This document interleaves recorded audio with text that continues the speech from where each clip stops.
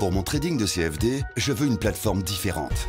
Des graphiques personnalisables, une exécution rapide, des spreads serrés, avec un acteur reconnu présent en France. Trader différemment avec CMC Markets.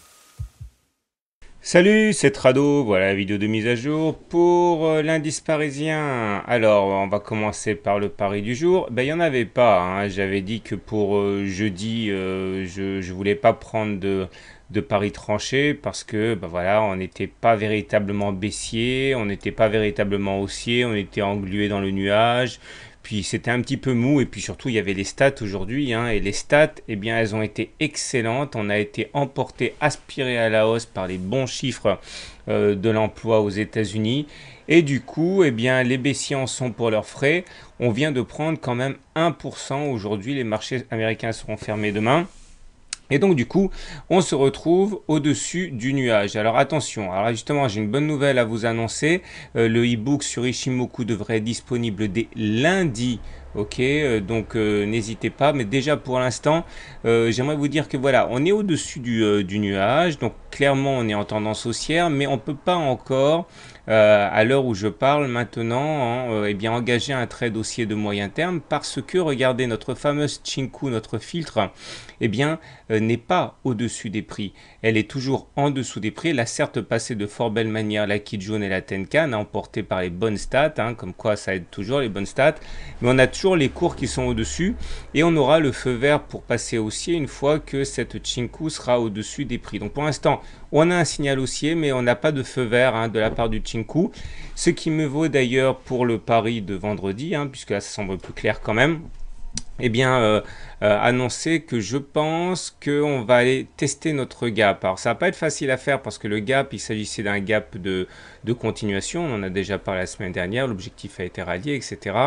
Alors, les gaps ont tendance à jouer au moins momentanément un rôle de résistance, hein, une fois qu'ils sont créés. Donc, je fais le pari qu'on va aller plus haut qu'aujourd'hui. Je fais le pari qu'on va rentrer dans le gap et on va voir justement à cette occasion ce que les haussiers ont véritablement dans le ventre. Et justement, ce qui m'amène à relativiser un petit peu ce qui se passe aujourd'hui. Regardez sur l'hebdomadaire, hein. Bon, c'est pas la fin de semaine, faut pas brûler les étapes, mais bon, on était clairement soutenu par cette oblique orange. Merci au Tradosaurien sympa qui m'a contacté pour me dire que j'avais oublié de la signaler. C'est tout à fait vrai, merci à toi. Et regardez, on a été soutenu, hein, clairement en hebdomadaire par cette oblique. Donc du coup, on a le biseau biseau ascendant dont les effets pernicieux ont été au moins momentanément décalés. On a rebondi clairement, mais là sur la Tenkan on va avoir un petit peu de mal quand même, hein. C'est vers 4500 et je vous rappelle que les effets théoriques du biseau ascendant quand ils sont cassés sont d'aller visiter, hein, théoriquement le point le plus bas, hein, c'est-à-dire les 4070. Bon, ce sont que des statistiques, hein, mais bon, faut pas non plus crier victoire trop tôt en hebdomadaire. Ça ressemble simplement à un rebond technique, hein, ce qu'on voit actuellement. Alors en journalier, j'aimerais maintenant attirer votre attention sur certains éléments que j'ai mentionnés hier. Alors le stochastique, j'avais dit faites attention, si jamais on confirme le passage au-dessus de 20, j'avais dit ça hier, ça serait un bon signe. Bon ben voilà, il y a clairement un passage au-dessus de 20, donc comme je l'ai dit, c'est plutôt bon signe.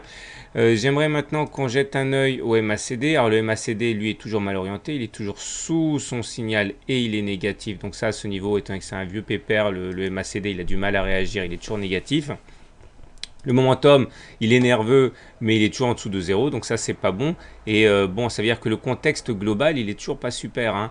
Et j'avais dit également, au niveau du CCI, si on sort de la zone des moins 100, regardez le tutoriel d'hier, ce serait un signal d'achat. Bon, ben voilà quoi, hein, ça veut dire qu'au regard de cet indicateur-là, eh bien, on est plutôt haussier pour la séance de vendredi. Bon, le Trix, il est encore plus pépère que le MACD, donc lui, il n'a rien vu aujourd'hui, il est toujours négatif en dessous de son signal, pas grand-chose à en tirer.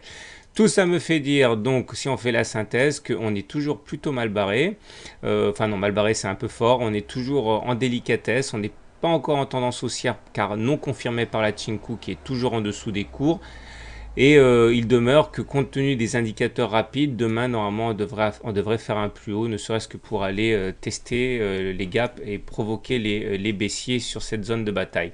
J'aimerais terminer quand même, puisque j'ai oublié de le faire, sur une vue mensuelle, puisque juin c'est terminé maintenant. Regardez comme on est bien en juin. Le nuage, il est au-dessous des cours. On est là, le nuage il est en dessous. Donc on est en tendance haussière. La Chinku valide puisqu'il n'y a rien au-dessus. On est au-dessus des prix, donc c'est très bien. On a testé plusieurs fois, 4 mois de suite, la partie oblique, la mauve, okay, dans laquelle on a évolué pendant des années et qu'on a finalement cassé ici. Donc là, c'est plutôt favorable. Faut pas avoir d'accès de faiblesse et pas retomber en dessous. Mais à court terme, enfin à court terme, en mensuel, mais sur les unités plus rapprochées, on voit bien qu'on est à l'intérieur d'un canal marron ici. On a validé le canal, la rupture du canal mauve. Donc, c'est-à-dire que si on conduit sur cette voie-là, et bien pourquoi pas aller chercher donc le haut de l'oblique ici vers 5200. Bon, vous l'avez compris, hein, c'est pas pour demain, c'est pas pour juillet, c'est pas pour août non plus, mais à terme. Voilà. Je vous souhaite une bonne soirée et demain, ce sera la dernière séance de la semaine. Ça devrait être assez mou hein, en l'absence des Américains. Voilà, bonne soirée, bon trade et à demain.